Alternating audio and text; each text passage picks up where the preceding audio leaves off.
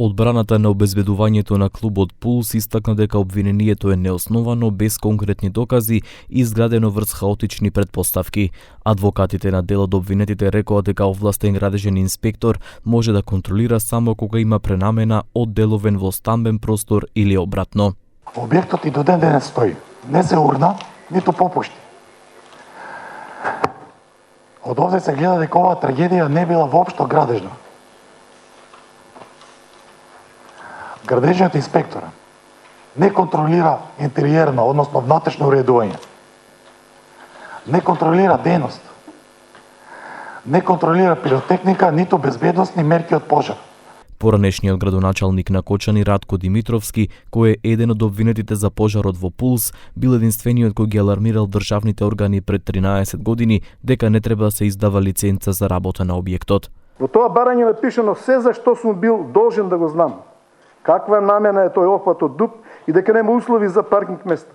И на крај, изричито барање да не се издава одобрение или лиценца за дискотека или ноќен клуб, бидејќи не е во надлежност на општината, затоа се кажува дали дискотека или ноќен клуб или што ќе биде, како ќе биде таму. Дел од родителите повторно беа во судница, а пред почетокот на судењето поставија транспарент со лицата на загинатите во трагедијата Пулс.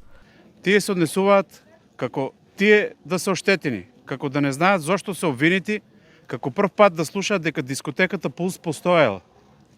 А и постоела и работела цели 13 години. Иако правото на одбрана е неприкосновено во секоја правна држава, еднакво е важно јавниот дискурс да биде чувствителен кон жртвите. Ние семејствата кон заедницата која минува низ долготрајна траума, гласот на родителите, семејствата и сите засегнати мора да биде во центарот на вниманието. На денешното рочиште имаше и барање од одбраната кое судијката го дозволи, па со едноминутен молк беше оддаден помен на загинатите во трагедијата.